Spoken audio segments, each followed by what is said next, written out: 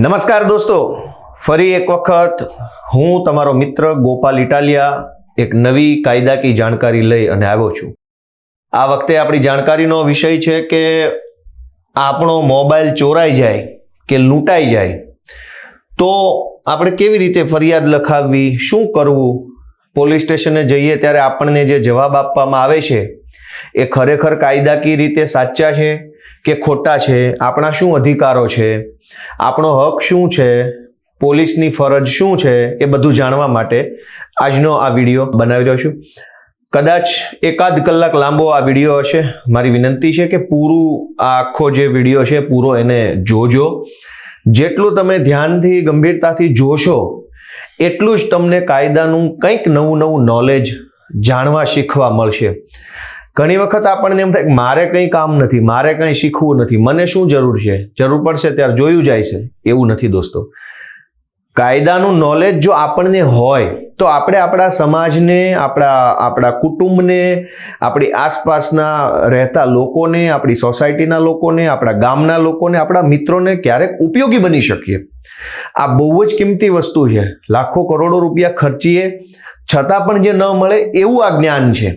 આજે WhatsApp, social મીડિયાનો જમાનો છે, દુનિયામાં બધું જ મળે છે ઓનલાઈન, પણ જ્ઞાન હજુ ઓનલાઈન નથી મળતું. તો આજે પ્રયત્ન કરી રહ્યા છીએ લોકો સુધી કંઈક જરૂરી માહિતી પહોંચાડવાનો. એમાં બધા જોડાય, સહયોગ આપે, એમાં બધા પોતે રસ લે તો મને એમ લાગે છે કે ખૂબ સારું થાય. તો લાંબી વાત ન કરતા આજે આપણે આ મૂળ મુદ્દા ઉપર આવીએ અને વધુને વધુ લોકો સુધી શેર કરજો, લાઈક કરજો. તમારો કંઈ પણ પ્રશ્ન હોય તો એ પ્રશ્ન કોમેન્ટમાં લખજો જરૂર. હું બધી જ કોમેન્ટ વાંચવાની પૂરી કોશિશ કરું છું, યુટ્યુબમાં, ફેસબુકમાં કે બધે જ. તો જ્યાં પણ તમને કાયદાનો કોઈ પણ સવાલ જણાય એની કોમેન્ટ કરીને મારા સુધી પહોંચાડજો. ભવિષ્યમાં ક્યાંય વિડીયો બનાવીશું તો એમાં આપણે નવી જાણકારી કવર કરી લઈશું. તો મોબાઈલની જ્યારે આપણે ફરિયાદ લખાવા જઈએ ત્યારે સૌથી પહેલો આપણો અનુભવ એવો થાય છે કે આપણને પોલીસ સ્ટેશનેથી એવું કહેવામાં આવે કે ભાઈ લે, મોબાઈલ તમારો દુરુપયોગ ન થાય એટલે જ ફરિયાદ લખાવી છે ને? તો મોટાભાગના માણસો હા સાહેબ, હા મારો ફોન દુરુપયોગ ના થાય એટલા માટે ફરિયાદ લખાવી છે. યા તો ગુમ થઈ ગયાનું કે તમારો મોબાઈલ ખોવાઈ ગયાનું એક ફોર્મ આપી દેવામાં આવે, લે ભાઈ ફોર્મ ભરીને સહી કરીને આપી દે ત્યાં પીએસઓ ટેબલ ઉપર. તો હવે આપણે એક આખી સિસ્ટમ જાણીશું કે આ શું બનવાનું છે અને શું બની રહ્યું છે આપણી સાથે. તો સૌથી પહેલા આપણે જાણીએ કે ગુમ થઈ જાવ એટલે શું. મોટાભાગે આપણે પોલીસ સ્ટેશન જઈએ એટલે આપણને એમ જ કે ગુમ થઈ ગયાની અરજી આપી દો, ખોવાઈ ગયાની અરજી આપી દો. એક રેડીમેડ ફોર્મ હોય, એમાં લખ્યું હોય ક્યારે ગુમ થઈ ગયો ને ક્યાં ગુમ થઈ ગયો ને મારો મોબાઈલ ગુમ થઈ ગયો છે, નીચે સહી કરીને આપી દે. પણ વાસ્તવમાં મોબાઈલ ગુમ થતો જ નથી ક્યારેય, કેમ કે એ તો હવે જૂનો જમાનો થઈ ગયો. મોબાઈલ શું કામ ગુમ થઈ જાય? તો મોટા ભાગે મોબાઈલ ચોરી થાય કે લૂંટાઈ જાય, પણ પોલીસ તો એવો જ આગ્રહ રાખે છે કે ગુમ થઈ ગયાનું લખીને આપી દો. શું કામ? કે કાગળ ઉપર ચોરીની એફઆઈઆર લખાય કે લૂંટની લખાય તો કાગળ ઉપર ગુના વધારે બતાય. તો સરકાર પછી એવો દાવો કેવી રીતે મીડિયામાં કરી શકે કે અમારા રાજ્યમાં ગુનાખોરી ઉપર અમે નિયંત્રણ લાવી દીધું છે? તો સરકાર જ્યારે એવું કહેવા ઈચ્છતી હોય કે અમારા રાજ્યમાં ગુનાઓ નથી, જોવો ગુનાખોરી સાફ કરી દીધી, તો સરકારના આદેશથી પોલીસને કહેવામાં આવે કે ભાઈ ચોરી થાય તો ચોરીની ફરિયાદ લખવાના બદલે સાદી અરજી લઈ લેવી, જેથી કરીને ચોરીના ગુનાનો આંકડો પ્લસ ન થાય. તો આપણે પહેલા સમજીએ કે ગુમ થઈ જાવ એટલે શું. પોલીસ તો આપણને પોલીસ સ્ટેશને કહે કે તમે ગુમ થયાની અરજી આપી દો, પણ વાસ્તવમાં ગુમ થવાની વ્યાખ્યા શું? તો ગુમ થવાની વ્યાખ્યા એવું કહે છે કે જ્યારે કોઈ ચીજ વસ્તુના માલિક પોતાની બેદરકારીના કારણે, ચીજ વસ્તુ એટલે સમજી લો કે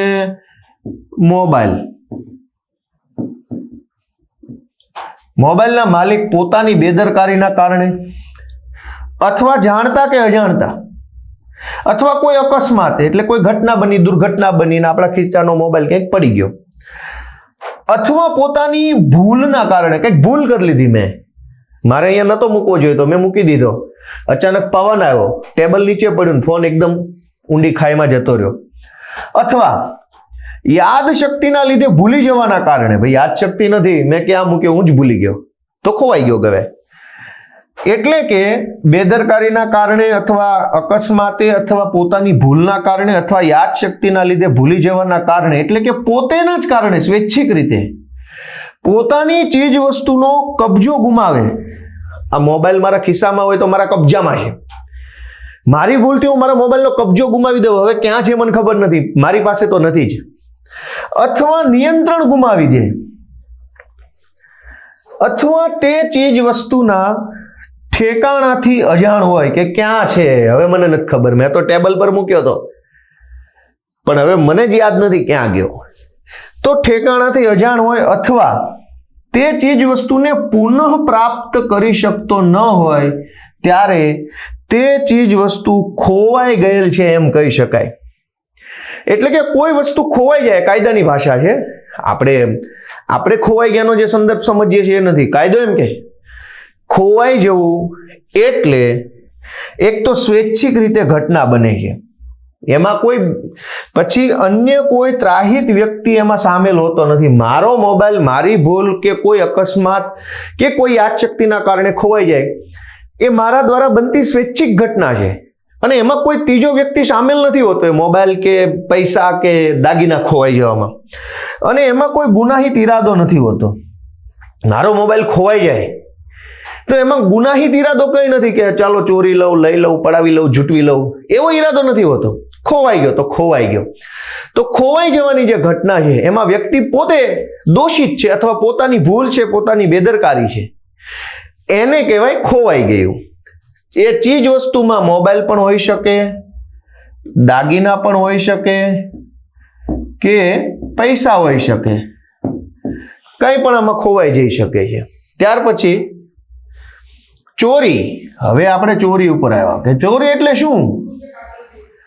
આપણે પોલીસ સ્ટેશને જઈએ તો આપણને સમજાવે ધ્યાન રાખતા હો, તમારા મોબાઈલનું અમે ધ્યાન રાખશું, તમે શું કરો છો, તમારી જવાબદારી છે, કેમ ધ્યાન ન રાખ્યું, જાઓ કાલ આવજો, સાહેબ નથી, સાહેબ બંદોબસ્તમાં છે, સાહેબ છે એ રેલીમાં બંદોબસ્તમાં ગયા, સભા સરઘસમાં છે.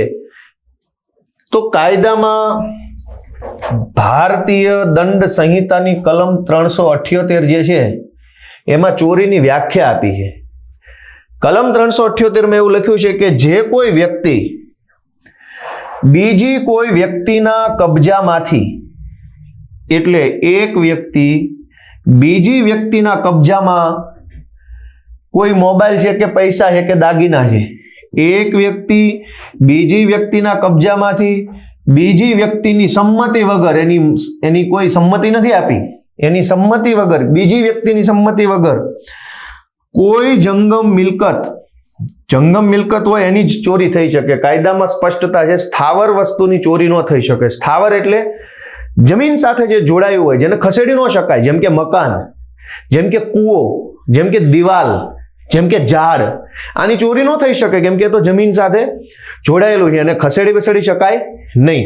તો જે વસ્તુ જમીન સાથે નથી જોડાયેલી, જે મૂવેબલ છે, જેને ખસેડી શકાય છે, એનું સ્થાન બદલી શકાય છે, એવી વસ્તુની ચોરી થઈ શકે. તો એક વ્યક્તિ બીજી વ્યક્તિના કબજામાં રહેલી કોઈ પણ વસ્તુની બીજી વ્યક્તિની સંમતિ વગર બદ ઇરાદાથી લઈ લેવાના ઈરાદે તે મિલકતને ખસેડે તેણે ચોરી કરી કહેવાય. આ કાયદાની વ્યાખ્યા છે કે ચોરી એટલે એમાં મુખ્ય પરિબળ શું આવ્યો કે એક તો વ્યક્તિની સંમતિ વગર લેવામાં આવે અને ચોરી કહેવાય. સંમતિ ન હોવી જોઈએ. હું મારી મરજીથી મોબાઈલ આપી દઉં તો ક્યાં ચોરી છે? મારી મરજી વિરુદ્ધ લઈ જાય તો ચોરી છે. એટલે એક તો સંમતિ વગર લઈ જાય એ ચોરી છે. જંગમ મિલકતની જ ચોરી થઈ શકે. જંગમ મિલકતમાં પૈસા હોઈ શકે, દાગીના હોઈ શકે, જમીન મકાનના દસ્તાવેજની ચોરી થઈ જાય ક્યારેક. અત્યારે તો જમાનો એવો, શું ચોરી થઈ જાય નક્કી થોડું છે. તો ડોક્યુમેન્ટની ચોરી થઈ, આખી ફાઇલ જ ગાયબ થઈ જાય. 10મા 12માના કોલેજમાં ગ્રેજ્યુએટ થયા હોય એના સર્ટિફિકેટ ચોરી થઈ જાય તો બની શકે. બીજું કે ચોરી કરનાર જે છે એના મનમાં બદ ઈરાદો હોય. ચોરી કરવા વખતે બદ ઈરાદાથી લઈ જાવ જોઈએ. સારો ઈરાદો હોય કે ગોપાલભાઈનો ફોન ચોરીને આ ફોનથી હું સમાજ સેવા કરીશ, તો ક્યાં ચોરી જ છે? બદ ઈરાદો હોય કે આ લઈ લેવું છે અને આ જૂટવીને પડાવીને પછી વેચીને એની મજા કરી જાવી છે. પછી ચોરીમાં ભયનું તત્વ ન હોય. આ ખાસ મહત્વનું છે કે જ્યારે કોઈ માણસ ચોરી કરે ત્યારે એ સામેવાળા માણસને ડરાવા, ધમકાવા કે ભયમાં મૂકવાનું એમાં કોઈ પરિબળ નથી આવતું. એ તો સિમ્પલી તમારું ધ્યાન ન રહે, તમને ખબર ન હોય એમ લઈને નાચી જાય પૂરું. તો એમાં ભયનું તત્વ ન હોય ચોરીમાં. બીજું કે વસ્તુને ગતિમાન કરે, ખસેડે કે બળ વાપરે. મારે કોઈ પણ વસ્તુ ચોરી કરવી હોય, જેમ કે ગોપાલભાઈ ઇટાલિયાનું 12મા ધોરણનું પ્રમાણપત્ર આ ટેબલ ઉપર પડ્યું છે. હવે ગોપાલભાઈની મરજી વિરુદ્ધ એ પ્રમાણપત્રને ખસેડે, એક જગ્યાએથી બીજી જગ્યાએ લઈ જાય, અને એ લઈ જવા પાછળ બદ ઇરાદો હોય અને લઈ જવા પાછળ મારી સંમતિ ન હોય, તો એ ચોરી છે. મતલબ કે ચોરી કરવા માટે કોઈ પણ ચીજ વસ્તુને, પૈસા હોય કે દાગીના હોય કે ડોક્યુમેન્ટ હોય કે કોઈ પણ જંગમ મિલકત હોય, એને એની મૂળ જગ્યાએથી ખસેડવી પડે. ખસેડવી એટલે આમ પકડી લ્યો, ધક્કો મારી દો કે ગમે તે કરો, એની મૂળ જગ્યાએથી તમે એને બદ ઇરાદા સાથે ખસેડો છો, દૂર લઈ જાઓ છો, અથવા એની ઉપર બળ વાપરો છો. બળ શું કામ વાપરવું પડે? કે આ પેન અહીંયા પડી છે, હવે મારે ચોરી કરવી હોય તો મેં આ બળ વાપરીને ઉઠાઈ લીધી. તો જ્યારે કોઈ વ્યક્તિ છે એ વસ્તુને ગતિમાન કરે, ખસેડે કે બળ વાપરે, અને એની અંદર ઈરાદો બદ ઇરાદો હોય, તો એ ચોરી છે. અને કાયદામાં ચોરી કરવાની સજા 3 વર્ષની છે. એ રીતે તારીખ પે તારીખ, તારીખ પે તારીખ, માય લોર્ડ, તારીખ પે તારીખમાં કેસ ચાલે, હજારો વર્ષો પછી કેસ સાબિત થાય તો 3 વર્ષની સજાની જોગવાઈ કાયદામાં છે. 3 તો પૂરેપૂરી તોય ન થાય, કદાચ 1.5 વર્ષની સજા થાય. એટલે કે 10 લાખની ચોરી કરવાની સજા 10 વર્ષ પછી 1 વર્ષ થાય. આવું પ્રેક્ટિકલી સમજી શકાય. એટલે આપણને ઘણીવાર એમ થાય કે મારો મોબાઈલ ચોરાઈ ગયો, મારી ગાડી ચોરાઈ ગઈ, મારું ટ્રેક્ટર ચોરાઈ ગયું, મારું આ ચોરાઈ ગયું, તે ચોરાઈ ગયું, અને ચોરને તો જામીન મળી ગયા પોલીસ સ્ટેશનથી. કાયદા પ્રમાણે ચોરી જે કરે એને પોલીસ સ્ટેશનથી જામીન મળી શકે એવી વ્યવસ્થા હાલના કાયદામાં તો છે. એટલે ચોર આ કાયદો જાણે છે, આપણે નથી જાણતા, એટલે આપણે ભોગ બનીએ છીએ. ચોર મજા કરે છે, અને પોલીસ તો ભગવાનની દયાથી પોલીસનું કામ તો સારું છે. એટલે કોઈ ચોરી હોય, સાદી ચોરી કે જેમાં ભયનો માહોલ ન હોય, એમાં પોલીસ સ્ટેશનથી જામીન મળી જતા હોય. તો આ થઈ ચોરીની વ્યાખ્યા, કે એક વ્યક્તિ બીજી વ્યક્તિના કબજામાંથી બીજી વ્યક્તિની સંમતિ વગર કોઈ જંગમ મિલકત બદ ઇરાદાથી ખસેડે, એની મૂળ જગ્યાએથી બીજી જગ્યાએ લઈ જવા માટે બળ વાપરે, ગતિમાન કરે કે ખસેડે, તો એને ચોરી કરી છે. હવે આંચકી લેવું કે ઝૂંટવી લેવું એટલે શું? આ સૌથી મહત્વનું છે. અત્યારે મોબાઈલમાં આપણે રોડ ઉપર વાત કરતા હોય, આમ એટલે બાજુમાંથી કાર આવે, ખેંચીને ભાગી જાય, જેને આપણે સરળ ભાષામાં ઝૂંટવી લીધું એમ સમજીએ છીએ, અથવા આંચકી લીધું એમ સમજીએ છીએ. તો આ ઝૂંટવી લેવું અથવા આંચકી લેવું એની કાયદામાં વ્યાખ્યા આપેલી છે. ભારતીય દંડ સંહિતાની કલમ 379A 379 એમાં વ્યાખ્યા છે આ ઝૂંટવી લેવાની, કે જે કોઈ વ્યક્તિ એટલે કે ચોરી કરવાના ઈરાદાથી, એનો ઈરાદો તો ખરાબ જ છે, કોઈ વ્યક્તિ પાસેથી અથવા સ્થૂળ કબજા હેઠળની કોઈ જંગમ મિલકત, એટલે કે ચોર છે એ ગોપાલભાઈ ઇટાલિયાના ખિસ્સામાં રહેલો મોબાઈલ જે છે એ અચાનક અથવા ખૂબ ઝડપથી અથવા બળપૂર્વક જપ્ત કરે, અથવા મેળવે, અથવા ઝૂંટવે, અથવા પડાવી લે, અથવા લઈ લે, અથવા લઈને મિલકત સાથે નાસી જાય, અથવા નાસી જવાનો પ્રયત્ન કરે, તો તેને આંચકી લીધું કે ઝૂંટવી લીધું એમ ગણાય. કાયદો એમ કહે છે કે કોઈ માણસ ચોરી કરવી છે એવું મગજમાં બદ ઇરાદો લઈને આવ્યો, કે ગોપાલભાઈને રોડ ઉપર ચાલતા જાય છે ને કાન પાસે મોબાઈલ છે, આ ઝૂંટવી લેવો છે, પછી અચાનક આવે, ઝૂંટવી લે, ખેંચી લે, અથવા તો અચાનક ઝડપથી બળજબરીપૂર્વક કેમ ખેંચે, આપણે પકડવા જઈએ તો જબરજસ્તીથી ખેંચે, ના પકડીએ તો એ તો અચાનક આવીને પકડી લે, અથવા ગળામાં સોનાનો ચેન પહેર્યો એ ખેંચી લે, બહેનોના ગળામાંથી ચેન ખેંચી જવા વાળા આવે છે, એ ખેંચી લે, ઝૂંટવી લે, પછી એ લઈને ભાગી જાય અથવા ભાગવાની કોશિશ કરે, તો એને લૂંટ કરી એમ કહેવાય, આ ઝૂંટવી લીધું કહેવાય. હવે ઝૂંટવી લેવાનો કોઈ માણસ જ્યારે પ્રયત્ન કરે તો કાયદા પ્રમાણે ઓછામાં ઓછી 5 વર્ષ ને વધુમાં વધુ 10 વર્ષની સજા પાત્ર આ ગુનો છે. એટલે આંચકી લેવાનો પ્રયત્ન પણ જો કરે, આંચકીને લઈને જતો રહે તો અલગ વાત થઈ ગુનામાં. આંચકી લેવાનો પ્રયત્ન પણ જો કરે તો એને ઓછામાં ઓછી 5 વર્ષ ને વધુમાં વધુ 10 વર્ષની સજાનો ગુનો બને છે. અને સજા ક્યારે થાય? તારીખ પછી સજા થાય. આંચકીને જો લઈને વયો જાય, ખાલી પ્રયત્ન કરે તો ઓછામાં ઓછી 5, વધુમાં વધુ 10. આંચકીને લઈને ભાગી જાય તો ઓછામાં ઓછી 7, વધુમાં વધુ 10 વર્ષની સજા. હવે જ્યારે મોબાઈલ એને આંચક્યો, આપણે એને રોકવાનો પ્રયત્ન કર્યો, હાથ પકડી લીધો, કમર પકડી લીધી, એની ગાડી પકડી લીધી, અથવા તો કોઈ બીજા વ્યક્તિએ રોકવાનો પ્રયત્ન કર્યો.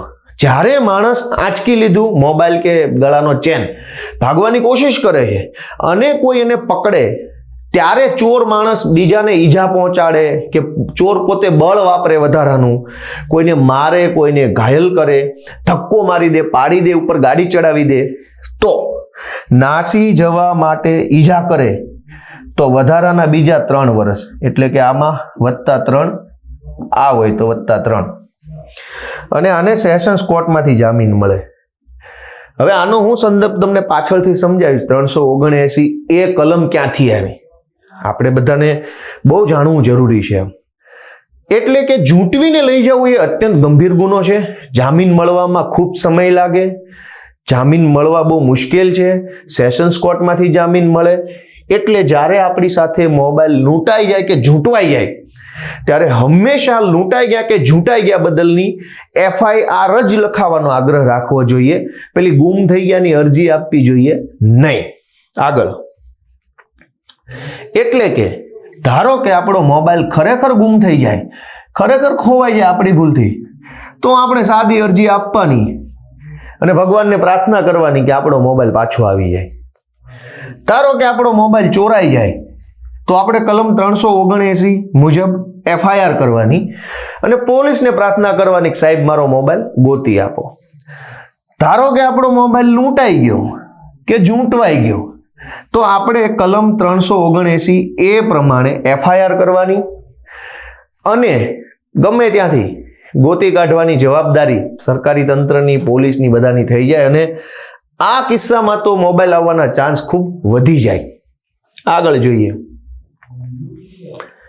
કે હવે આપણે જ્યારે પોલીસ સ્ટેશને ફરિયાદ લખાવા જઈએ ત્યારે આપણી સાથે શું થાય છે. તો પોલીસ તો પહેલા આપણી પાસે બિલ માગે કે બિલ છે, બિલ ન હોય તો જાઓ પછી આવજો. પોલીસ તો પોલીસ છે એટલે આપણે એને કંઈ ન કહી શકીએ. નામદાર સાહેબ કહેવાય તો આપણે તો આમ આદમી કહેવાય, નાના બાપડા બેચારા. પણ કાયદો શીખતા રહીએ, જે જાણીએ એ બોલીએ અને બીજાને શીખવાડીએ. હું જે પ્રયત્ન કરું છું, હું જે જાણું છું, મને જે ખબર પડે છે, તો હું એમ ઈચ્છું છું કે હજારો લોકોને જો આ વાત શીખવાડશું તો એમના જીવનમાં ક્યારેક કામ આવશે. અને એટલા માટે સૌથી પહેલા પોલીસ આપણી પાસે બિલ માંગે. તો ભાઈ બિલની ખરેખર જરૂર છે કે કેમ?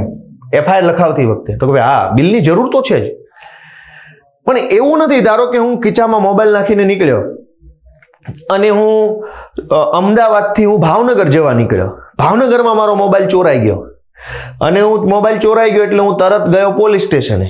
ત્યાં પોલીસે કીધું બિલ લાવો. હવે હું રહું છું અમદાવાદમાં, તો ભાવનગર બિલ ક્યાંથી લાવવાનું મારે? કેવી રીતે મારી પાસે બિલ હોય? તો એ વખતે બહુ પ્રેક્ટિકલ એપ્રોચ છે કે પહેલા એ સમજવું પડશે કે બિલની જરૂર શું છે. બિલની જરૂર મોબાઈલના જે IMEI નંબર છે, મોબાઈલનો આઈડેન્ટિફિકેશન, કે ભાઈ આ મોબાઈલનો IMEI નંબર 1 શું છે, IMEI નંબર 2 શું છે, મોબાઈલનો કલર કયો છે, મોબાઈલનું મોડેલ નંબર કયું છે, એ કેવી રીતે ખબર પડે? મોબાઈલ તો ઝૂંટવાઈને જતો રહ્યો. તો બિલની જરૂર, મોબાઈલ કઈ કંપનીનો છે, કયા મોડેલનો છે, IMEI નંબર શું છે, એ જાણવા માટે બિલની જરૂર છે. ઘણીવાર એવું બને કે ભાઈ રમેશભાઈનો મોબાઈલ ચોરાઈ ગયો, રમેશભાઈના ખિસ્સામાંથી કોઈએ ઝૂંટવી લીધો, પણ એ મોબાઈલ તો રમેશભાઈની વાઈફના નામે હતો. બિલ તો રમેશભાઈની વાઈફના નામનું બિલ ઉપર મોબાઈલ લીધો હતો. તો શું ફરિયાદ કરવા અમદાવાદથી ભાવનગર રમેશભાઈના વાઈફને લાવવા પડશે? નહીં. એટલે માલિકી માટે આપણે બિલ નથી આપતા કે હું જ આ મોબાઈલનો માલિક છું એટલા માટે નથી આપતા. બિલ એટલા માટે આપીએ છીએ કે ભાઈ આ મોબાઈલનું નંબર શું છે, મોડેલ કયો છે, જેથી કરીને મોબાઈલની ઓળખ થાય કે કયો મોબાઈલ. 50 મોબાઈલ ચોરાય તો ખબર કેમ પડે કે આપણો મોબાઈલ કયો? તો બિલથી ખબર પડે કે ભાઈ ઓપ્પો કંપનીનો છે, આઈફોન છે, વિવો છે, શું છે, કઈ કંપની છે, કયું મોડલ છે, કયો IMEI તો બિલ છે એ જાણવા માટે છે. એટલે ધારો કે FIR લખાવવા તમે પોલીસ સ્ટેશનને જાઓ ત્યારે જો બિલ ન હોય તો જબરજસ્તી જરૂરી નથી કે આજે ને આજે જ આપો પછી જ FIR લખીશ. તમારી પાસે ડિટેલ હોય વોટ્સએપમાં, બીજા કોઈ ભાઈબંધના મોબાઈલમાં કે બીજા ફોનથી ઘરે પૂછી લો હોય, મોબાઈલના બોક્સનો ફોટો હોય તો પણ એ ફોટા ઉપરથી મોબાઈલની ડિટેલ સાથે FIR લખવી પડે પોલીસે. લખે છે કે નથી લખતા એ તો હવે બધા જ્ઞાની માણસો છો, તમને વધારે ખબર હશે. તાત્કાલિક આપણી સાથે બિલ ન હોય તો 1-2 દિવસમાં પહોંચતું કરી શકાય. મોબાઈલનું બિલ આપણા પરિવારના કોઈ પણ સભ્ય, અન્ય મિત્ર કે કંપનીના કર્મચારી કે આપણા ફ્રેન્ડ કે આપણા દોસ્ત મિત્રોના નામનું બિલ હોય ને એ બિલવાળો મોબાઈલ આપણે વાપરતા હોય તો એમાં કંઈ ખોટું નથી. એવું નથી કે પોલીસ આપણી FIR નહીં લે. હવે હું દાખલા તરીકે મહેસાણામાં મારા કોઈ મિત્રના નામનો મોબાઈલ ખરીદ્યો હોય, પછી એ મોબાઈલ હું સુરતમાં વાપરતો હોઉં અને એ મોબાઈલ ભાવનગરમાં ખોવાઈ જાય તો મારે મારા મહેસાણાવાળા મિત્રને ભાવનગર લાવવું પછી જ FIR થાય એવું કંઈ છે નહીં. પોલીસ સ્ટેશને જે જવાબ મળતા હોય તે FIR તો મારા ખિસ્સામાંથી ગયો તો હું જ લખાઈ શકું અને FIR વખતે લખાઈ દેવાનું કે મોબાઈલ મારો છે, હું જ વાપરું છું, મારા કબજામાં છે, આનું બિલ જે છે એ મારા મહેસાણાવાળા ફલાણા ભાઈના નામનું બિલ છે, એ લખાઈ દેવાનું FIR માં. સિમ્પલ. એના માટે ફલાણા ભાઈ આવવાની જરૂર નથી. તો બિલ જે છે એ દેવું પડે, પણ બિલના કારણે FIR નહીં લખે એવું ન બને. બીજી વસ્તુ, ઘણીવાર એવું થાય કે ફરિયાદ લખાવા જાવ એટલે પોલીસ એમ કે 10ના, 20ના, 30ના, 40ના, 50ના જે કાંઈ મજા આવે એવા સ્ટેમ્પ ઉપર થોડુંક તમે લખાણ લેતા હો, પછી FIR લખીશ. આવું તો કોઈ કાયદામાં નથી. સ્ટેમ્પ ઉપર લખીને લાવો એવું તો કોઈ કાયદામાં જ નથી. ભાઈ હું ફરિયાદ આપું છું, મેં પોલીસ સ્ટેશને જઈને એમ કીધું કે સાહેબ મારો મોબાઈલ ખોવાઈ ગયો છે અથવા ચોરાઈ ગયો, FIR લખો, ઝૂંટવાઈ ગયો.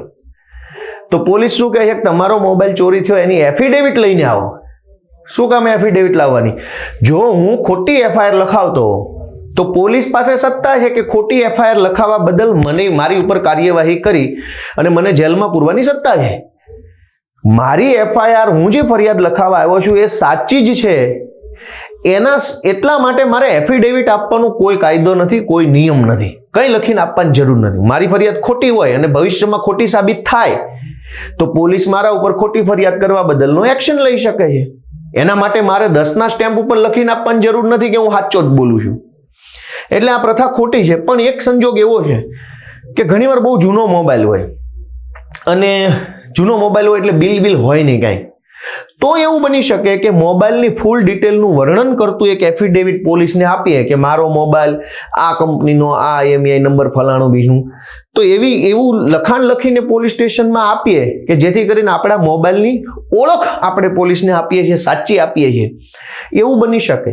પણ સ્ટેમ્પ ઉપર લખશું તો જ FIR લેશે એવું હોતું નથી. હવે સ્ટેમ્પ ઉપર લખીને આપો એટલે એને તે પોલીસ તો અરજીના ચોપડે ચડાવી દે ને. અરજીઓ તો હજારો અરજીઓ આવતી હોય છે, કોઈ અરજી પ્રત્યે કોઈ સિરિયસનેસ હોતી નથી.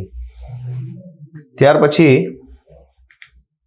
આપણે જ્યારે પોલીસ સ્ટેશન જઈએ તો પોલીસ સ્ટેશનથી આપણને એક પ્રિન્ટેડ ફોર્મ આપવામાં આવે અને એ ફોર્મમાં એવું લખ્યું હોય કે લ્યો આ ફોર્મ ભરીને આપી દેજો.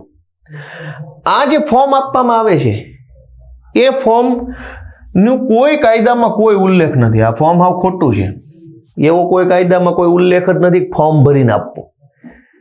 હા, તમે મેં જે પહેલા કીધું ગુમ થઈ ગયો આપણી બેદરકારીથી, અકસ્માતથી, યાદશક્તિના કારણે, તો અલગ વસ્તુ, તો આ ફોર્મ બરાબર છે. બાકી મોબાઈલ ચોરાઈ જાય કાયદેસર, ભલે તમારી પાસે પુરાવા હોય કે ન હોય, પણ મોબાઈલ ચોરાઈ જાય તો આ ફોર્મ ભરવાની જરૂર નથી. આ ફોર્મ છે એ કાયદેસરનું નથી. કોઈ કાયદામાં આ ફોર્મનો ઉલ્લેખ નથી. આખા ભારતના એક પણ કાયદામાં આ ફોર્મની કોઈ જોગવાઈ નથી. આ તો પોતાની રીતે બનાવેલું છે, સરળતા ખાતર, એમની સરળતા ખાતર, જનતાની નહીં. એટલે ફોર્મ જે છે એ ચોરી થઈ ગઈ તો ફોર્મ નથી ભરવાનું, લૂંટ થઈ ગઈ તો ફોર્મ નથી ભરવાનું, કોઈ સંજોગોમાં નથી ભરવાનું.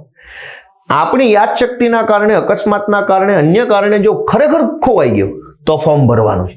એટલે આ જે ફોર્મ છે એ કોઈ કાયદામાં ક્યાંય એનો ઉલ્લેખ નથી આ ફોર્મનો. એટલે જ્યારે મોબાઈલની ચોરી થઈ હોય અથવા લૂંટ થઈ હોય તો ફોર્મ ભરવું જોઈએ નહીં. ભૂલ્યા વગર ફોર્મ નહીં ભરવાનું.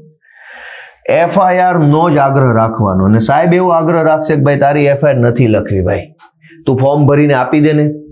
પછી બહુ તમે ચર્ચા કરશો તો હાલ તને મોટા સાહેબ પાસે મળવા લઈ જાય, એમ એટલે આમ ચેમ્બરમાં લઈ જાય તો ચેમ્બર વાળા સાહેબે ખખડાવશે, ભાઈ ફોર્મ ભરી દે, સહી કરી દે, ચાલ ફટાફટ. એની વાતમાં તમે એમ કહેશો કે નહીં સાહેબ FIR તો ચોરી થઈ છે, લૂંટ થઈ છે, તો મારે તો FIR લખાવી છે. તો બની શકે કે હજુ એક મોટા સાહેબ પાસે મોકલે અને છતાંય તમે આગ્રહ રાખો કે મારે તો ચોરી અથવા લૂંટ મારે જ્યારે જે બન્યું છે એની FIR જ લખાવી છે, તો બની શકે કે પછી ગુસ્સામાં તમારી FIR લખાઈ જાય. પણ આ વિડીયો સાંભળીને પાછું જરાક બહુ જોખમ લેવામાં ધ્યાન રાખજો. આપણી સરકારી વ્યવસ્થા સરકારની દયાથી બહુ સારી છે કે કોઈ ભોગ બનનાર હોય, પીડિત હોય, દુઃખી હોય એને તો ધોકાઈને સારી રીતે સેવા થાય છે. એટલે થોડુંક આપણે બધા પ્રેક્ટિકલ રહેવું પડશે. આપણે જ્યારે પોલીસ સ્ટેશન જઈ તો સૌથી પહેલા આપણને જ્યાં જે કઈ જમાદાર હાજર હોય એ પૂછે, ભાઈ તમારો, આપણે એમ કહીએ કે સાહેબ મારો મોબાઈલ ચોરાઈ ગયો કે લૂંટાઈ ગયો કે ખોવાઈ ગયો, એમ બોલીએ. સામેથી જવાબ આપે, તમારે મોબાઈલ દુરુપયોગ ન થાય એટલા માટે જ તમારે ફરિયાદ આપવી છે ને. મોટા ભાગના લોકો હા પાડે કે હા સાહેબ, હા મારો મોબાઈલ દુરુપયોગ. એટલે આ ભાઈ કોઈ દુરુપયોગ નથી થવાનો. મોબાઈલ જે માણસ ચોરે છે એ ક્યાં કોઈ મોટો આતંકવાદી કે કોઈ મોટો કંઈ એવો ટેકનોલોજીનો જાણકાર છે. એ તો નાના ગરીબ માણસો હોય છે. જે મોબાઈલ ચોરી અને જે મહિનાના 10-15 મોબાઈલો ચોરે એને 2-5-10 હજાર રૂપિયામાં બધા મોબાઈલો એ મોટી માર્કેટમાં વેચી નાખતા હોય, એ પૈસાથી એ લોકો નશો કરતા હોય છે. એટલે ચોરવાવાળાને પોતાને એ મોબાઈલ કઈ કંપનીનો છે, કેટલા રૂપિયાનો છે, કોનો છે એનાથી નિસ્બત નથી.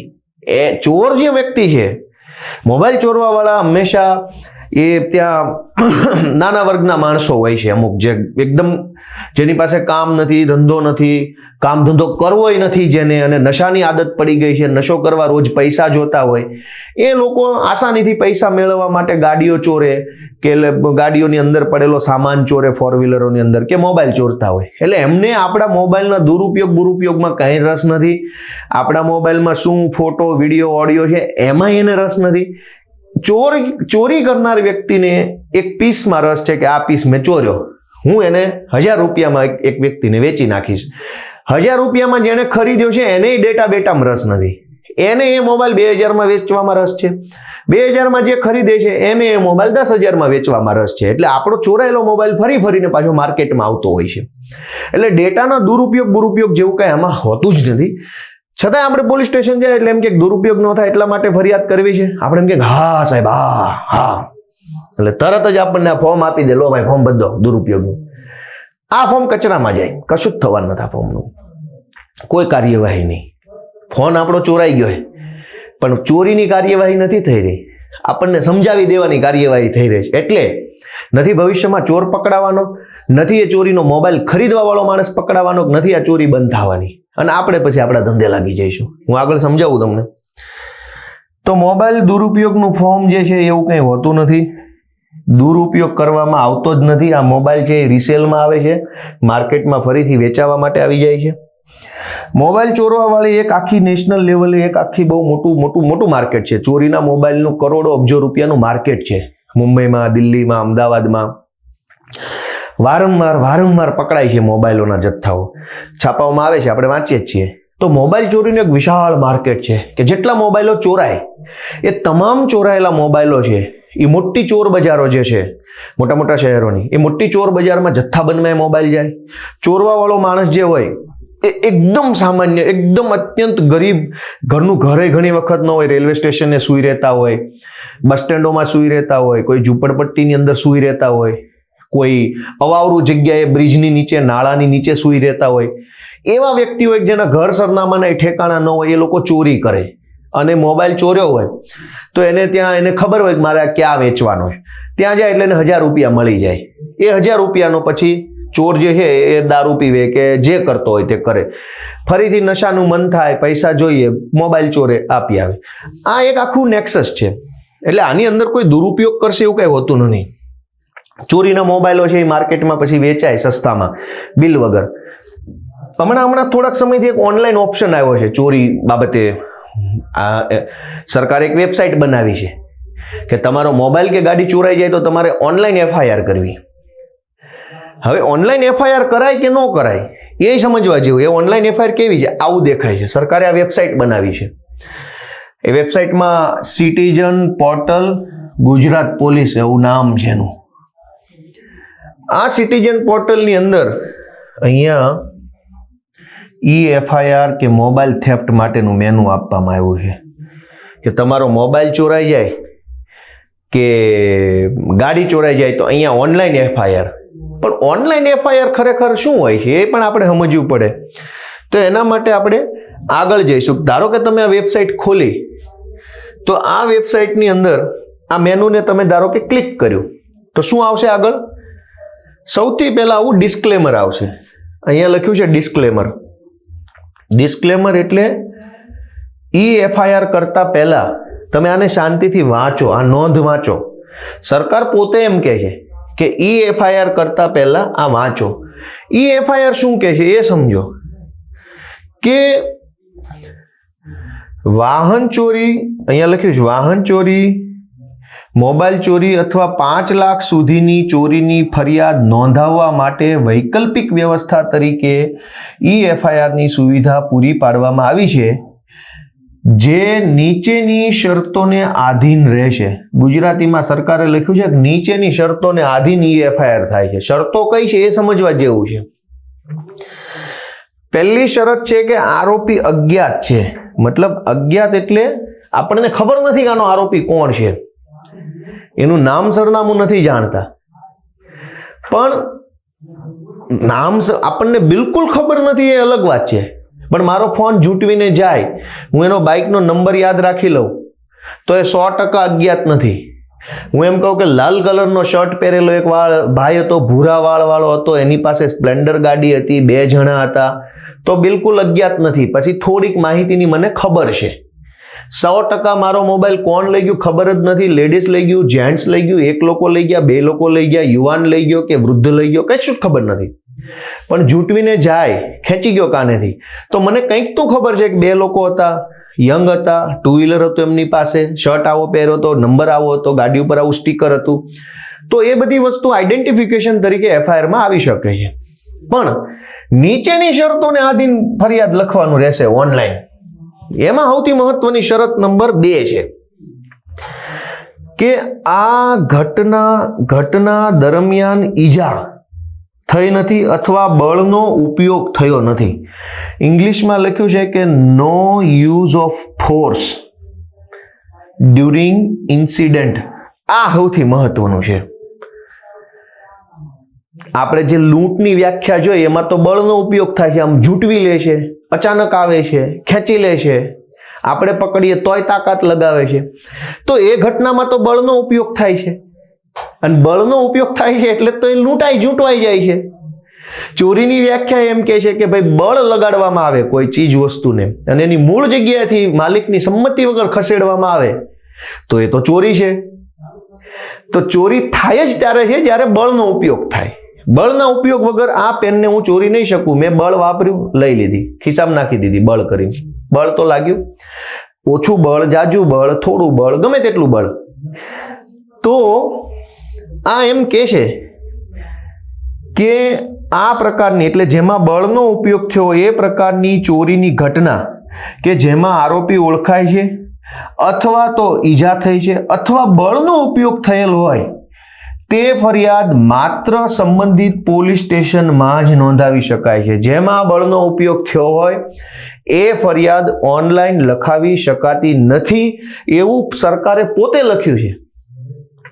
પછી અહીંયા પ્રશ્ન પૂછ્યો છે. અહીંયા તમે આ બધું વાંચ્યું, એની એગ્રી છો કે નહીં એની અહીંયા ટીક આપવી પડે. અહીંયા કે આ હું એગ્રી છું, આ વાંચી લીધું છે. એ પછી 3 સવાલ પૂછે છે કે ચોરીનો પ્રકાર શું છે, તો વાહન છે કે મોબાઈલ છે, પહેલો પ્રશ્ન. આરોપી છે એ અજ્ઞાત છે કે જાણીતો છે, હા કે ના, બીજો પ્રશ્ન. ત્રીજો સૌથી મહત્વનો પ્રશ્ન ફરીથી અહીંયા પૂછવામાં આવે છે કે ઘટના દરમિયાન ઈજા થઈ છે, બળનો ઉપયોગ થયો છે કે નથી થયો, હા કે ના.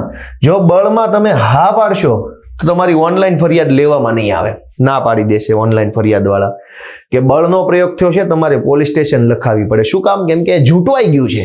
જૂંટવાઈ ગયાની ફરિયાદ ઓનલાઈન નથી. તો આ સમજવા જેવું છે. આપણે તો પોલીસ સ્ટેશન જઈએ એટલે લૂંટાઈ ગયું, જૂંટવાઈ ગયું, જે થઈ ગયું, જાઓ ભાઈ ઓનલાઈન કરી નાખો, થઈ જશે, એવું નથી, આપણે સમજીને કરવાનું છે. હવે બીજું કે ધારો કે પોલીસ સ્ટેશને જઈએ અને પોલીસ આપણી લૂંટની કે ચોરીની ફરિયાદ ન લખે, શું કરવું? જો કે એ તો હવે આખા દેશનો પ્રશ્ન છે, ફરિયાદ તો ક્યાં લખવાની જ છે.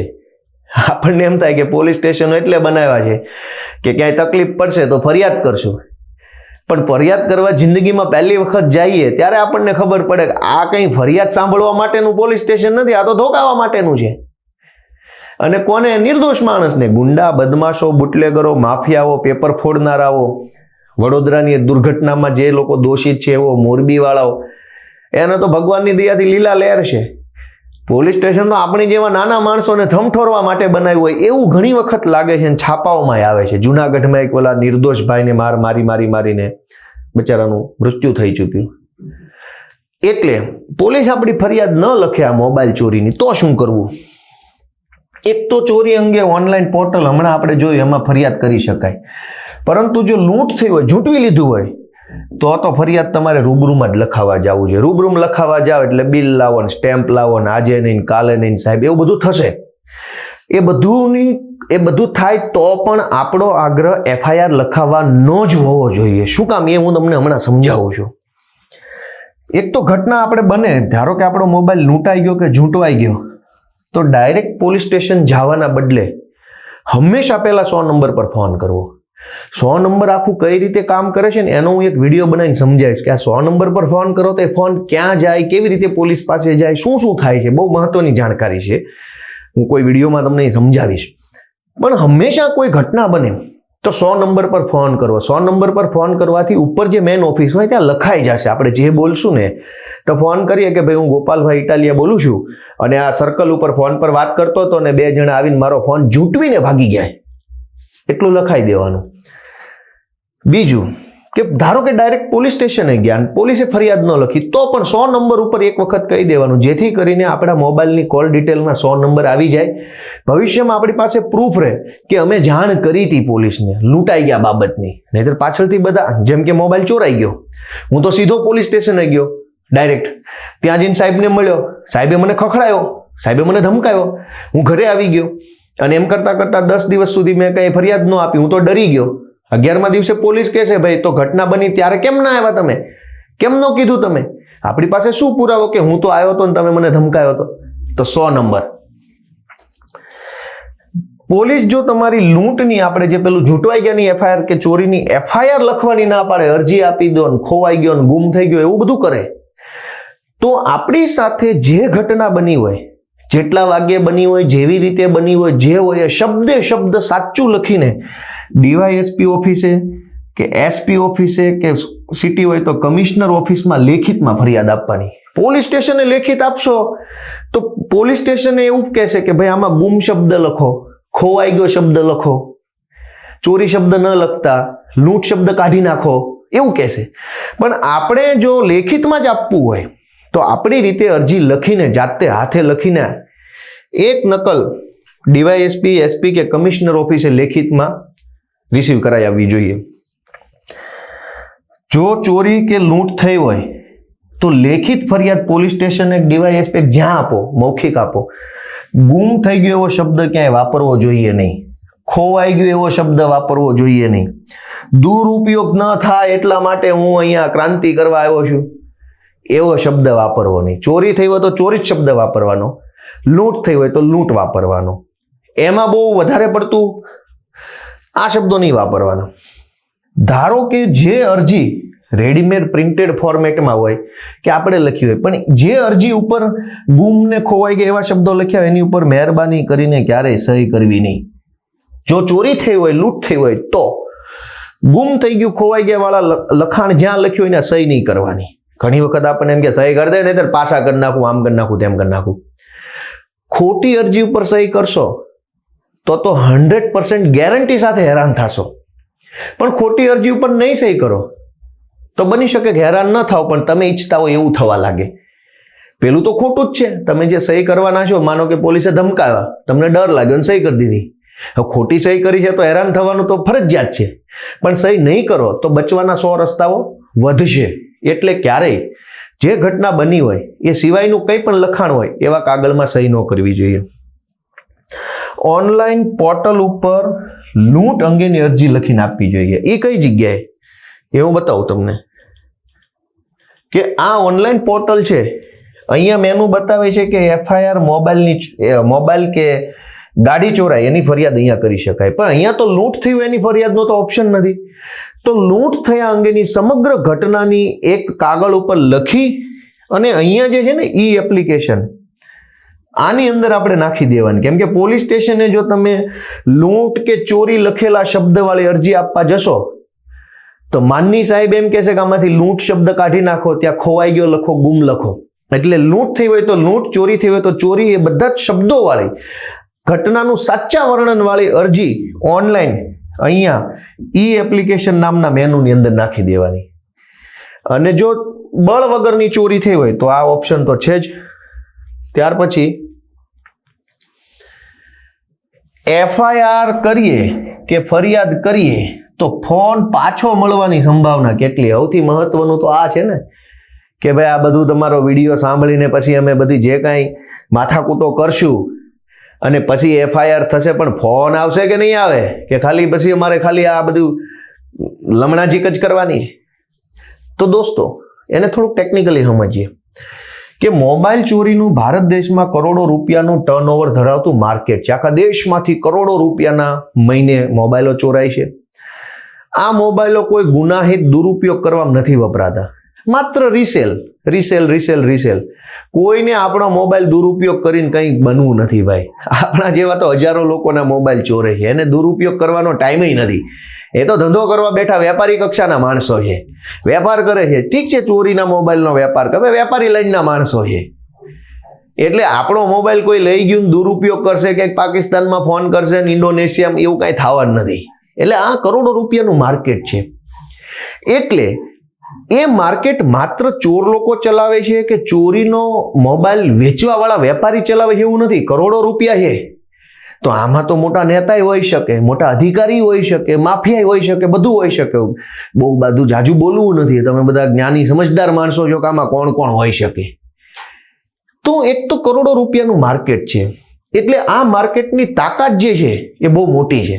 ચોરીના રૂપિયાથી તગડા થયેલા બધા એમાં કયા લેવલના માણસો હોય આપણે ક્યાં નામ લેવા કોઈના. એટલે એની તાકાત બહુ મોટી છે. આપણો તો 20,000નો મોબાઈલ છે, પણ એણે તો એક દિવસમાં 20,000 વાળા 20,000 મોબાઈલ ચોરી લીધા આખા ભારતમાંથી. તો એ માણસ તો શું વિચારતો હશે? બીજું કે મોબાઈલ ચોરવા વાળા જે નાના માણસો છે એ બહુ મોટા નેટવર્ક સાથે જોડાયેલા હોય છે. એટલે આપણો મોબાઈલ આજે ચોરી થાય તો બની શકે 1 કે 2 દિવસમાં તો એ માણસ પાસે ન હોય. એ મોબાઈલ ચેનલમાં ચડીને ક્યાંથી ક્યાંય પહોંચી જાય, બહુ ઝડપ ન રાખીએ તો. પહેલા એવું હતું, જ્યારે આજથી થોડાક વર્ષ પહેલા. હવે ચોરોય અપગ્રેડ થાય છે, ચોરોય તે બધું બદલે છે ટેકનોલોજી. ભાઈ એને ધંધો કરવાનો છે. તો પહેલા એવું હતું કે આપણો કોઈ મોબાઈલ ચોરાઈ જાય, FIR થાય તો 2 મહિને, 3 મહિને, 4 મહિને કે 6 મહિને મોબાઈલ પાછો મળવાનો ચાન્સ હતો. શું કામ? કે મોબાઈલ ચોરાઈ ગયો ગોપાલભાઈનો, એમાંથી સિમ કાર્ડ કાઢી લીધું ચોરે, ફેંકી દીધું. પછી મોબાઈલને ચાલુ કર્યો, નવી પેલું ચાર્જર લગાવીને ફોર્મેટ મારીને. પછી એ મોબાઈલ વેચી દીધો. એ મોબાઈલ ખરીદ્યો પંકજભાઈએ, ખરીદ્યો માર્કેટમાંથી. 4 મહિના પછી ખરીદ્યો. 4 મહિના પછી એ મોબાઈલ ખરીદ્યો એટલે પંકજભાઈ નવું સિમ કાર્ડ નાખ્યું અંદર. સિમ કાર્ડ નાખ્યું એટલે પોલીસે ઓનલાઈન કોલ ડિટેલ કઢાવી IMEI નંબર ઉપર. તો ખબર પડી કે ફલાણા સિમ કાર્ડ ઉપર આ મોબાઈલ ચાલુ થઈ ગયો છે. એટલે પોલીસ પંકજભાઈને પકડે. પંકજભાઈ કે મેં આમની પાસે જ લીધો, આ કે મેં આમની પાસે જ લીધો. આખી ચેનલ રિવર્સમાં પકડાઈ જતી. એટલે ચોર હવે અપગ્રેડ થઈ ગયા. ચોરોએ શું કર્યું કે મોબાઈલ ચોરે એટલે IMEI નંબર બદલી નાખવાનું સોફ્ટવેર લાવ્યા. એ તો બધે જગજાહેર ચાલે છે, બધાને ખબર છે. પણ હવે ઉપરવાળા જે છે સરકારમાં બેઠા, એ બધાની દયાથી કોઈ પકડાવાનું નથી, એટલે આપણે આશ્વાસન છે. પણ IMEI નંબર બદલી નાખે. એટલે ધારો કે મારો જે મોબાઈલ ચોરાયો એનો IMEI નંબર હતો 500, તો એ આખી દુનિયામાં એક જ મોબાઈલ હોય 500 નંબર વાળો. એમ તો 14 આંકડાનો નંબર આવે એટલે એની યુનિકનેસ બહુ હોય. તો 14 આંકડાનો આખી દુનિયામાં એક જ નંબર હોય, એવો બીજો કોઈ નંબર ન હોય. એટલે એ દુનિયામાં કોઈ પણ છેડે એ મોબાઈલમાં કોઈ સિમ કાર્ડ નાખે તો મારા 14 આંકડા જ બતાવે એમાં.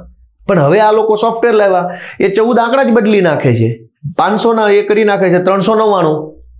તો 399 છે કેમ કે 14 આંકડા છે એટલે એટલું બધું એની અંદર વેરિએશન હોય યુનિકનેસમાં, એ બધું થતું નથી. એટલે હવે મોબાઈલમાં જેટલા મોબાઈલ ચોરાય છે એના પહેલા ટ્રેસ થઈ જતા, કેમ કે પહેલા IMEI બદલવાની સિસ્ટમ ચોર પાસે નહોતી, ચોરના માર્કેટમાં નહોતી. હવે IMEI બદલી નાખે છે એટલે મોબાઈલની FIR લખાઈ ગયા પછી પણ એ પાછો આવવાનો ચાન્સ જે છે એ ઘણો ઓછો છે. પાછો આવવાની પાછો આવવાનો ચાન્સ ઓછો છે આપણો.